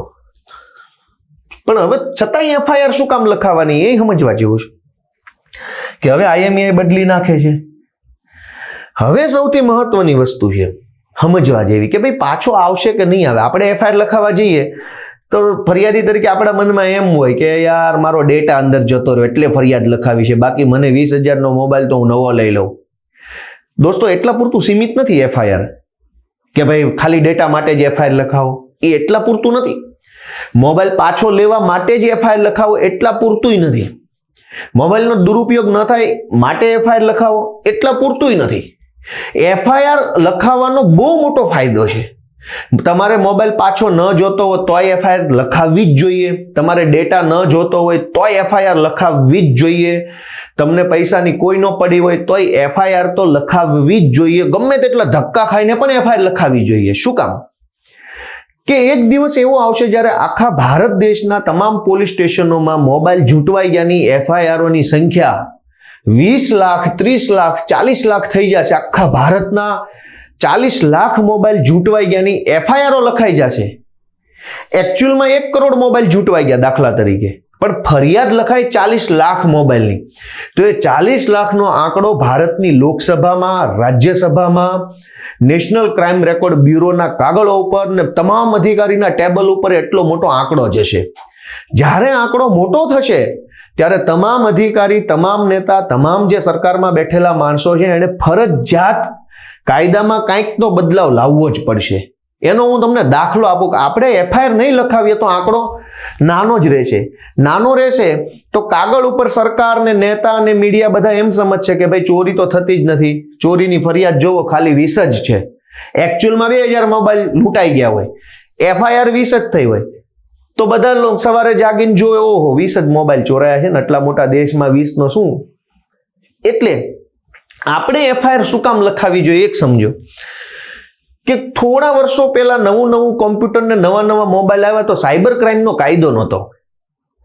એટલે જેમ નવા મોબાઈલ આવ્યા, જેમ ટેકનોલોજી આવી એમ સાયબર ચોરો વધી ગયા. ફટાફટ અચાનકથી ચોરીઓ વધી ગઈ, સાયબરમાં ફ્રોડ થવા લાગ્યું બધું. શરૂઆતમાં તો કોઈએ ધ્યાન ન આપ્યું, નો પોલીસે, નો સરકારે, નો નેતાએ, નો કોઈએ. પણ જેમ બહુ વધી ગયું, ખૂબ વધારો થઈ ગયો સાયબર ક્રાઇમમાં, તો સાયબર ક્રાઇમનો સરકારે કાયદો બનાવવો પડ્યો. શું કામ? કે બહુ વધી ગયું. 100 લોકો FIR લખાવા આવે, ના પાડીને 20 FIR તો લખાવા લાગે. હવે 100 લોકો FIR લખાવા આવે સાયબર ક્રાઇમની, બધાને સાચું ખોટું ધમકાવીને તે 20 FIR લખે, પણ FIR જ 1000 આવવા લાગે તો 100 માંથી 20 લખતા હોય તો 1000 કેટલી લખવી પડે. તો એક જમાનામાં સાયબર ક્રાઇમમાં એવું થયું કે ખૂબ સંખ્યામાં ફરિયાદો, સરકારે કાયદોય બનાવ્યો. અને બધાને યાદ હશે કે પહેલા જ્યારે સાયબર ફ્રોડ થતું, ખાતામાંથી પૈસા ઉપડી જતા આજથી કેટલાક વર્ષો પહેલા, તો બહુ તો પોલીસ FIR ન લખતા. FIR લખતા તો ક્યારેય પૈસા પાછા ન આવતા અને આરોપી હાથમાં ન આવતા. હું તો એ જમાનામાં તો હું પોલીસમાં હતો આજથી કેટલાક વર્ષો પહેલા. મને ખબર છે કે નો પૈસા પાછા આવતા, નો આરોપી આવતો અને છેલ્લે તપાસ પૂરી કરી દેવી પડતી. પણ જેમ આ સાયબર ફ્રોડ એટલું બધું વધ્યું કે FIR ન લખો તો પણ કેટલી ન લખો, 50 આવતી હોય અને તમે 40 ન લખો, પણ 5000 ફરિયાદ આવવા લાગે તો તે ના પાડીને કેટલામાં, 1000માં, 2000માં ના પાડો. તો ફરિયાદોની સંખ્યા વધતી ગઈ. સરકારે જાગૃત થવું પડ્યું. અને હવે ખબર છે, આપણે જાણીએ છીએ કે હવે સાયબર ફ્રોડ થાય અને તાત્કાલિક જો ફરિયાદ કરો તો હવે પૈસા પાછા આવવા લાગ્યા છે. પૈસા પાછા આવે તો શું થાય કે જેણે ચોરી કરવામાં મહેનત કરી હોય અને ફ્રોડ કરીને પૈસા લઈ લીધા હોય, એ પૈસા વાપરવા જ ન મળે અને બધા પૈસા જો પાછા જતા રહે તો ચોર છે એ હેરાન થાય, પરેશાન થઈ, ચોરીનો ધંધો બંધ કરી દે અથવા નવી ચોરી ગોતી કાઢે. એમ મોબાઈલ ચોરવા વાળા વિરુદ્ધમાં આપણે મોબાઈલ ન જોતો હોય તો પણ FIR ઉપર FIR કરીએ તો હજારો ચોરો છે એની ઉપર કેસ ચાલશે, સજા થાય કે ન થાય, પણ એક જ ચોર જે છે એની ઉપર 20 FIR થાય તો 20 વખત જામીન લેવામાં એ માણસ આર્થિક રીતે ઘસાઈ જાય, થાકી જાય, હેરાન થઈ જાય. પણ એ માણસ 20 મોબાઈલ ચોરે છે અને એક જ FIR થાય છે તો 19 મોબાઈલ ચોરીમાંથી એ નફો કરે છે, પૈસા કમાય છે અને મજા કરે છે. 20 મોબાઈલ ચોરે 20 FIR થાય, ભલે 20 લોકો એ મોબાઈલ પોતાનો પાછો નથી જોતો, પૈસાવાળા લોકો જ, પણ FIR લખાવશો તો કમસે કમ ચોર જે છે સજા થાય કે ન થાય પણ 20 કેસની અંદર જામીન લેતા એને કમસે કમ 4-5 વર્ષ સુધી તો અંદર રહેવું પડે, એવું તો થઈ શકે. તો ચોરને બીજી રીતે તો નહીં રોકી શકીએ પણ એની ઉપર FIR થશે અને એની પાસેથી મોબાઈલો રિકવરીની શરૂઆત થઈ જાય. 20 મોબાઈલ ચોર્યા હોય, 5 મોબાઈલ એને પાછા આપી દેવા પડે ને 5 કેસમાં જામીન લેવા પડે તો એને તો કેટલું બધું તકલીફ પડે, ખર્ચો થાય, ઘણું તકલીફ પડે. તો FIR એટલા માટે લખાવાની છે કે આપણે જે છે એ ચોરી રોકી શકીએ. આપણે મોબાઈલ ન જોતો હોય તોય લખાવાનો છે. બીજું કે કોઈ જમાનામાં છે ને મોબાઈલ લૂંટાઈ જાય ને એનો અલગથી કાયદો નહોતો. મેં તમને 379A કલમ બતાવી, હું તમને બતાવું હમણાં. પહેલા આ કલમ નહોતી કાયદામાં. પહેલા ખાલી 379ની જ કલમ હતી. 379માં ચોરીની સજા કઈ આ કલમ હતી સૌથી પહેલા, સોરી આ 78 છે. 379 હતી ચોરીની સજા, જે 3 વર્ષ. તો પહેલા એવું થતું ઝૂંટવી જાય, ગળામાંથી આમ દોરો તોડી જાય, મોબાઈલ તોડી જાય, પણ કાયદામાં કલમ જ નહોતી. એટલે ચોર જે છે એ ઝૂંટવીને જતો હતો પણ કલમ ચોરીની લાગતી હતી, ઝૂંટવવાની નહોતી લાગતી. એટલે એ ઝૂંટવી ગયા પછી તે આસાનીથી છૂટી જતો હતો પોલીસ સ્ટેશનથી. ઘણા વર્ષો સુધી ઘણી ફરિયાદો થઈ, મોબાઈલ પાછો મળ્યો કે ન મળ્યો, પણ ઘણા વર્ષો સુધી ઝૂંટવી ગયાની FIRઓ ચોરીના ખાનામાં નાખવામાં આવી, કેમ કે કાયદો નહોતો. હજારો લાખો ફરિયાદો થઈ પછી સરકારની આંખ ખુલી, સરકારે કાયદો બદલ્યો અને નવી કલમ 379A લાવ્યા, જેની અંદર અચાનક કોઈ ઝડપથી ઝૂંટવી જાય એની નવી કલમ નાખવામાં આવી અને કડક કલમ નાખવામાં આવી. પણ આ કલમ આવતા ઘણા વર્ષ લાગ્યા અને કલમ ત્યારે આવી જ્યારે હજારો લોકોએ FIRઓ કરાવડાવી. એ હજારો લોકોની FIRઓ ત્યારે નોંધાઈ હશે જ્યારે લાખો લોકો પોલીસ સ્ટેશન ગયા હોય, એમાંથી હજારોની નોંધાય, એ 1000 FIRઓ નોંધાય ત્યારે કાયદામાં બદલાવ આવ્યો. એટલે આજે જ્યારે મોબાઈલ ચોરાય છે ત્યારે મોબાઈલ ચોરાઈ ગયેલો પાછો આવવાની ખાતરી બહુ મોટા પાયે નથી, કેમ કે IMEI નંબર બદલી નાખે છે, બહુ મોટું માર્કેટ છે. પણ છતાંય ખૂબ FIR, લાખો FIRઓ જો આખા દેશમાં નોંધાશે તો સરકાર મોબાઈલ ચોરી અટકાવવા માટે કોઈ કાયદો લાવી શકે, કોઈ ટેકનોલોજી લાવી શકે, કોઈ સિસ્ટમ લાવી શકે. જેમ કે ગુજરાત આખામાં પહેલા સાયબર ક્રાઇમના પોલીસ સ્ટેશનો નહોતા, સાદા પોલીસ સ્ટેશન હતા, પણ જેમ સાયબર ક્રાઇમ વધ્યો, જેમ FIRઓ વધી, એમ અલગથી સ્પેશિયલ સાયબર ક્રાઇમના પોલીસ સ્ટેશન બનવા લાગ્યા. તો આપણે ફરિયાદ કરેલી હશે, આંકડો મોટો બનેલો હશે તો સરકાર પગલાં લેશે અને લાંબા ગાળે પછી સારું થશે. મારે કોઈ ફરક નથી પડતો, મારે ધક્કા નથી ખાવા, હું નવો મોબાઈલ લઈ લઈશ, મારે કંઈ કરવું નથી, હું આવા બહાના કાઢીને જો આપણે ફરિયાદ ન કરીએ તો આપણે જે એ મોબાઈલ ચોરી કરવાવાળા અને ચોરીનું આખા દેશમાં જે માર્કેટ ચલાવવાવાળા લોકો છે એને આપણે બહુ મોટો સપોર્ટ પૂરો પાડી રહ્યા છીએ. આપણે FIR કરવી જ જોઈએ, અરજી નહીં પેલી ગુમ થઈ ગયો, ચોરી ખોવાઈ ગયા વાળી, ચોરીની FIR જ કરવી જોઈએ. તો અને તો જ ચોર લોકો અને ચોરીના મોબાઈલના માર્કેટમાં બેસવાવાળા લોકો સુધરશે. એટલે આપણો મોબાઈલ પાછો આવે કે પાછો ન આવે, પણ FIR લખાવવાથી ફાયદો થાય છે, સરકાર જાગૃત બને છે, પોલીસે ગુનાખોરી ઉપર નિયંત્રણ લાવવાનો પ્રયત્ન કરવો પડે છે. કેમ કે પોલીસ સ્ટેશનના ચોપડા ઉપર લૂંટની 1 ફરિયાદ, 2 ફરિયાદ, 5 ફરિયાદ લખાય તો કાગળ ઉપર ગુનો વધે તો પોલીસે એલર્ટ બનવું પડે. હવે આપણે FIR જ ના લખાવીએ તો કાગળ ઉપર ગુનો બન્યો જ નથી, કાગળ ઉપર તો એવું લાગે છે કે સ્વર્ગ સમાન છે બધું, એટલે પોલીસે કાંઈ કરવાની જરૂર નથી. FIR લખાવવાથી સરકાર જાગૃત બને, પોલીસ જાગૃત બને. મોબાઈલ ભલે આવે કે ના આવે એ મહત્વનું નથી, જાગૃત બને એ મહત્વનું છે. બીજું LCB છે, ક્રાઇમ બ્રાન્ચ છે અને SOG. આ બહુ મહત્વનો સમજવાનો વિષય કે જેમ કે એક છે આ પોલીસ સ્ટેશન, આ સમજવા જેવી વસ્તુ છે. એક આ છે પોલીસ સ્ટેશન છે જ્યાં તમે મોબાઈલ ચોરીની ફરિયાદ લખાવી છે. હવે આ પોલીસ સ્ટેશનની અંદર મહિનાની અંદર 40 મોબાઈલ ચોરાઈ ગયાની ફરિયાદ આવી ગઈ. હવે આ પોલીસ સ્ટેશનમાં મારામારીની ફરિયાદ, દારૂની, જુગારની, એક્સિડન્ટની, ગાળાગાળીની, પછી રાજકીય નેતાઓના બંદોબસ્ત આવી ગયા, ચૂંટણી આવી ગઈ, સભા, સરઘસ, રેલી, ધાર્મિક તહેવારો, સામાજિક તહેવારો. આ પોલીસ સ્ટેશનમાં 100 પોલીસવાળા છે, સમજો. હવે 100 પોલીસવાળા છે, એટલું બધું કામ કરે છે. 40 ચોરી, મારામારી, દારૂ, જુગાડ, 100 પોલીસવાળા કેટલે પહોંચશે? એટલે જ્યારે ઘટના બને ચોરીની કે લૂંટની, તો બની શકે કે પોલીસ આપણી સાદી અરજી લઈ લે, અરજી. પછી આપણે જતા રહીએ, પછી એમની પાસે આપણા કરતા 1000 ગણું વધુ કામ છે. એટલે અરજી સમજી લો કે માળિયામાં અભેરાઈ પર ચડાવી દીધી. ભૂલી જવાનું તમારે, એ ભૂલી જાય. શું કામ? એમની પાસે બીજા 100 કામ છે. FIR બીજી મારામારી, ચોરી, લૂંટફાટ, છેતરપિંડી, દારૂ, જુગાર, એ બધું બહુ ચાલતું હોય છે. એટલે આપણી અરજી લીધી તો ભૂલી ગયા. ધારો કે આ પોલીસ સ્ટેશનમાં 40 મોબાઈલ ચોરી થઈ, એમાંથી 20 FIR થઈ અને બાકીની બધાએ ભૂલી ગયા, નથી કર્યા. 20 FIR. હવે આ 20 FIR થાય એટલે આ 20 FIR માં કોનો મોબાઈલ ગયો છે, કઈ જગ્યાએથી મોબાઈલ ગયો છે, મોબાઈલ કયો છે, કેટલા રૂપિયા વાળો ગયો છે, તમામ વિગતની જાણ એક અહીંયા LCB વાળાને ખબર પડી જાય, એક ક્રાઇમ બ્રાન્ચ વાળાને ખબર પડી જાય અને એક SOG ઓફિસ હોય એને ખબર પડી જાય કે ભાઈ. હવે આ LCB વાળા આખા જિલ્લામાં ફરતા હોય, ક્રાઇમ બ્રાન્ચ વાળા આખા ગુજરાતમાં ફરતા હોય અને SOG વાળા બધે ફરતા હોય.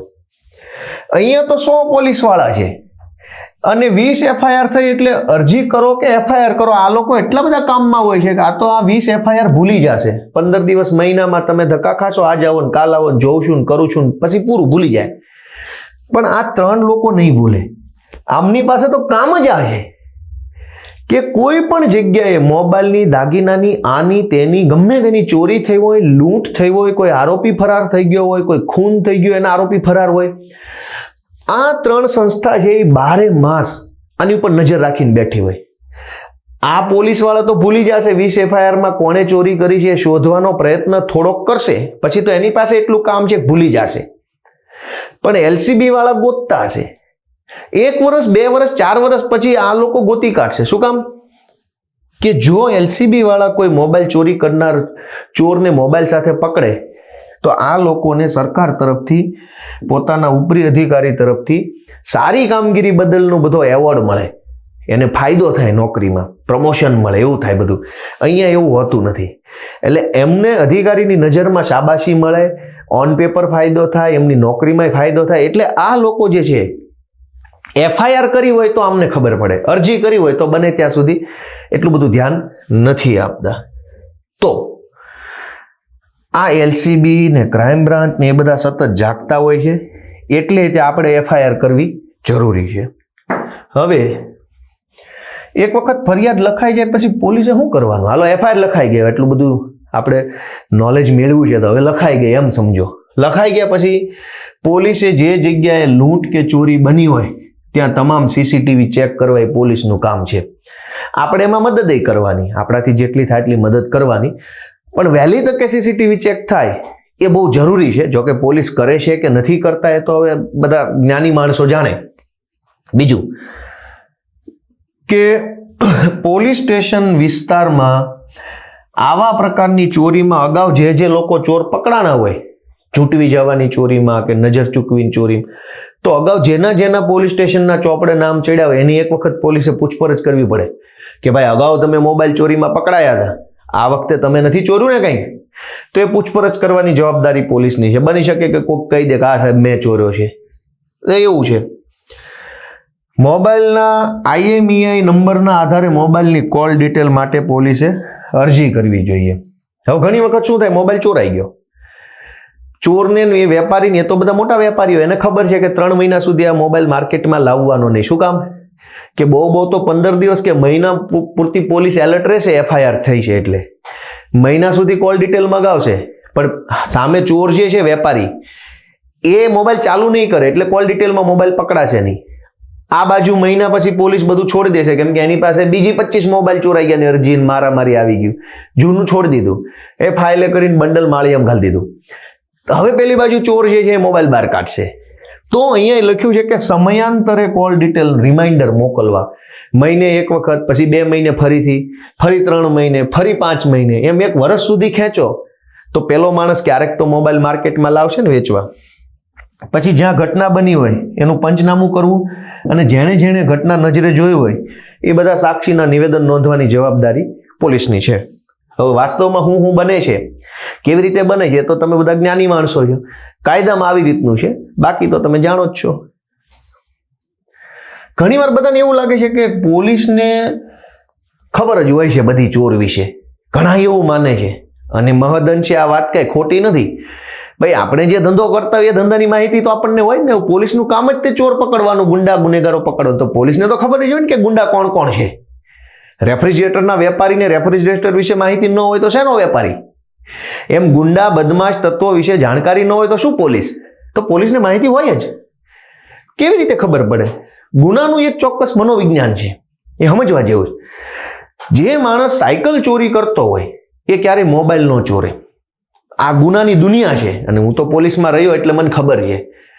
જે મોબાઈલ ચોરતો હોય એ એક્ટિવા ન ચોરે, જે એક્ટિવા ચોરીનો ધંધો કરતો હોય એ ક્યારેય કાર ન ચોરે. તો દરેકનું પોતપોતાની એક કળા છે, સ્કિલ છે, એની એક આવડત છે. એનો જેમ કે ને ભાઈ રેફ્રિજરેટરનો વેપારી જે છે એ કઈ પાણીના માટલા થોડો વેચશે, અને પાણીના માટલાનો વેપારી છે એ કોઈ કઈ ટીવી નહીં વેચી શકે, ટીવી વાળો છે એ કોઈ કઈ કપડાં નહીં વેચી શકે. આનું એક અલગ ગુનાની દુનિયા છે. એટલે બીજું કે ધારો કે અમદાવાદ કે સુરત, રેલવે સ્ટેશન આસપાસના વિસ્તારોમાં જે માણસ ચોરી કરતો હશે એ બસ સ્ટેન્ડ પાસે ચોરી કરવા નહીં જાય. બસ સ્ટેન્ડ પાસે ચોરી કરતો હશે એ રિંગ રોડ પર ચોરી કરવા નહીં જાય. તો ચોરનાય પોતાના એરિયા હોય છે, અને જનરલી બહુ મોટા પાયે ચોર પોતાના એરિયા બદલતા નથી. ગુનેગારો એમાં ચોરી નહીં, બુટલેગરો હોય, ચોર હોય, માથાભારે તત્વો હોય, ગુંડા બદમાશ, તો બધાનો એરિયા છે. તો દરેક માણસનો એક એરિયા છે, ગુનો કરવાનો એરિયા હોય છે, એ એના મનથી નક્કી કરેલો એરિયા હોય છે. એટલામાં એ વધારે ચોરી કરે. શું કામ? કે ત્યાં એને એના ભાઈબંધ દોસ્તારો કે રોડ રસ્તા ગલી ખૂંચા જોયેલા હોય, એટલે અજાણ્યા વિસ્તારમાં પડે નહીં. તો દરેક ચોર જે છે મોટા ભાગે એનો એરિયો એને પોતે નક્કી કરેલો હોય છે. જે પ્રકારની ચોરી એને ફાવતી હોય એ જ પ્રકારની ચોરી એ કરતો હોય છે. લેપટોપ ચોરવા વાળો સાયકલ નથી ચોરતો, સાયકલ ચોરવા વાળો છે એ મોબાઈલ નથી ચોરતો. તો એટલા માટે પોલીસને પહેલેથી ખબર હોય કે આ એરિયાની અંદર સાયકલ ચોરવા વાળા કેટલા છે, મોબાઈલ ચોરવા વાળા કેટલા છે, અગાઉ પકડાઈ ચૂકેલા. તો સ્વાભાવિક છે કે એમાંથી જ કોઈક હોય. હવે સાવ નવો ભણી ગણીને કોઈ માણસ ગ્રેજ્યુએટ થઈ ગયો, નોકરી નથી મળતી, હાલો ચોરી કરું, એવું તો હોતું નથી. તો ચોરી કરવા વાળો એક ચોક્કસ વર્ગ છે જુવાનિયાઓનો, એમાંથી જ કોઈ ચોરીના રવાડે ચડતા હોય છે, અથવા જે જૂનો ચોર હોય એણે કોઈ નવાને તૈયાર કર્યો હોય. એટલે પોલીસને એમ મોટા પાયે આઈડિયા હોય કે ફલાણા પોલીસ સ્ટેશન વિસ્તારમાં મોબાઈલ ચોરી કરવામાં અગાઉ કેટલા પકડાયા, તો એમાંથી જ અથવા એમના જ કોઈ મિત્રે મોબાઈલ ચોરી કરી હોય, પછી એમણે સાયકલ નથી ચોરતા. એટલે આપણે ઘણીવાર માનીએ કે પોલીસને ચોર વિશે ખબર હોય એટલા માટે હોય કે ચોક્કસ પોલીસ સ્ટેશનમાં એરિયામાં જે લોકો કામ કરતા હોય છે, એક જિલ્લાના અંદર ગુનાખોરી કરવા વાળો બીજા જિલ્લામાં નથી જતો. અમદાવાદમાં મોબાઈલ ચોરવા વાળો સુરતમાં મોબાઈલ ચોરવા બને ત્યાં સુધી નથી આવતો. પછી મોંઘવારી વધી હોય ને એમની જરૂરિયાત થોડીક વધી હોય ને હવે કંઈક ફેરફાર કર્યો હોય તો મને ખબર નથી, પણ મોટા ભાગે ગુનાનું મનોવિજ્ઞાન આવું છે. એટલે ગુનાની દુનિયામાં જે બધા ગુનેગારો છે એ પોતપોતાના વિસ્તારમાં જ ગુનો કરતા હોય છે. એને જે ફાવતો હોય એ જ ગુનો કરતા હોય. એટલે એ જ વિસ્તારમાં એને જે ફાવતો એવો ગુનો કરવામાં અગાઉ ઘણી બધી વખત પકડાઈ ચૂક્યા હોય. એટલે પોલીસને ખબર હોય કે અગાઉ મોબાઈલ ચોરીમાં કેટલા પકડાયા, રિક્ષા ચોરીમાં કેટલા પકડાયા, દોરો તોડી જવામાં કેટલા પકડાયા. એટલે એના આધારે અંદાજ આવતો હોય. આ સિવાય પોલીસ પાસે બાતમીદારોનું બહુ મજબૂત નેટવર્ક હોય. હવે ગુનાની માહિતી કઈ હારો માણસ થોડો આપી શકે. ગુનાની માહિતી તો ગુનેગાર જ આપી શકે. હવે ટીવી લેવું હોય તો કયું ટીવી સારું ને કયું ખરાબ એની માહિતી તો ટીવીનો વેપારી આપશે. દાંતના ડોક્ટર થોડા ટીવીની માહિતી આપી શકશે. એમ જ્યારે આપણે એમ કહીએ પોલીસના બાતમીદારો, તો એ મૂળભૂત રીતે તો આમ ગુનાની દુનિયામાં જોડાયેલા હોય. નાનો ગુનો, મોટો ગુનો, સારો ગુનો, ખરાબ ગુનો, રામ જાણે. તો પોલીસને એ બાતમીદારોનું બહુ મોટું નેટવર્ક હોય છે. જે ઇન્ફોર્મેશન આપતા હોય છે વારંવાર કે આમ થઈ રહ્યું તેમ થઈ રહ્યું, તો એ બુટલેગર બાતમીદારોના માધ્યમથી પોલીસને ખબર પડી જાય કે કઈ ઘટના બની છે, ક્યાં બની છે, શું બની છે, કોનો કોનો હાથ છે, કોના માણસો એની અંદર સામેલ છે, પછી કોઈ પોલીસ સ્ટેશન વિસ્તારમાં કઈ કઈ ગુનાહિત પ્રવૃત્તિ ચાલે છે, એની હારે કોણ કોણ સંકળાયેલ છે, આ બધી બાબત વિશે સીધી રીતે, આડકતરી રીતે કે કોઈ પણ અન્ય રીતે પોલીસને માહિતી મળી જતી હોય છે. એટલે આપણને એમ લાગે કે પોલીસને આ ચોરની ખબર છે, પણ વાસ્તવમાં હાવ ખોટી વાત નથી. પોલીસને આઈડિયા તો આવી જતો હોય. પછી ઘણીવાર આપણે મોબાઈલની ફરિયાદ લખાવીએ તો પોલીસ સ્ટેશનથી એવું કહે કે ભાઈ ચોર છે, ઉત્તર પ્રદેશમાં તમારો મોબાઈલ ટ્રેસ થયો છે, ચોર પકડવા ઉત્તર પ્રદેશ જવું પડશે, આવવા જવાનો ખર્ચો. દોસ્તો, તપાસના કોઈ પણ તબક્કે ચોર કે ગુનેગારને પકડવા માટે બીજા રાજ્યમાં કે બીજા જિલ્લામાં આવવા જવાનો ખર્ચો શું આપણે આપવાનો? નહીં, આપણે નહીં આપવાનો. કાયદો ના પાડે છે. એ તો પોલીસની કાયદેસરની ફરજ છે. સરકારે એને ડ્યુટી સોંપી છે ગુનેગારોને પકડવાની, તો પકડવાના પૈસા આપણે ક્યાંથી દેવાના? આપણે તો સરકારને ટેક્સ આપીએ છીએ, એ ટેક્સથી સરકાર પોલીસ ચલાવે, એ પોલીસ ગુનેગારને પકડે, આપણે ક્યાં પૈસા દેવાના આવે? પણ અહીંયા એક સમજવા જેવી વસ્તુ છે કે સરકાર પોલીસને ખાલી પગાર આપે છે, સુવિધા નથી આપતી. જેવી રીતે ધારો કે ઉત્તર પ્રદેશ આરોપી પકડવા જવાનો હોય, આરોપી પૈસાવાળો છે, આરોપી ટેકનોલોજી જાણે છે, એ સ્પીડમાં છે. સરકાર તો સરકારી ટાઈમે સરકારી સ્પીડથી ચાલે. ચોરની સ્પીડ છે એ 1000 ગણી હોય, સરકારની સ્પીડ તો ચોરની સ્પીડ કરતાં ઓછી હોય. હવે ઉત્તર પ્રદેશ આરોપી પકડવા જવો હોય કે કોઈ બીજા રાજ્યમાં બીજા જિલ્લામાં જવું હોય તો જલ્દીથી ચાલે એવા વાહન જોઈએ, ઘણી વખત ઓળખાઈ ન જાય એવા ગાડીઓ જોઈએ. પોલીસની ગાડી લઈને જાઓ તો ખબર પડી જાય. પ્રાઇવેટ ગાડીઓ જોઈએ, અથવા રાતના સમયે જવું છે. હવે સરકારમાંથી પોલીસને તપાસ કરવા માટે સરકારી બસ કે રેલવે સ્ટેશનનો પાસ મળે હંમેશા. ધારો કે અમદાવાદની પોલીસને જૂનાગઢમાં કે ભાવનગરમાં કોઈ ગુનેગાર પકડવા જવું હોય તો માત્ર સરકારી બસ કે બસનો પાસ મળે. હવે એક પીએસઆઈ રેલવે સ્ટેશને 2 કલાક ટ્રેનની રાહ જોવે, ભાવનગરના રેલવે સ્ટેશન ઉતરે, પછી ભાવનગરથી દૂર ગામડામાં કોઈ ચોર રહેતો હોય ત્યાં જવું હોય તો કેવી રીતે જવાનું? એને તો સરકારી બસ અથવા રેલવે સ્ટેશનનો પાસ જ મળે છે.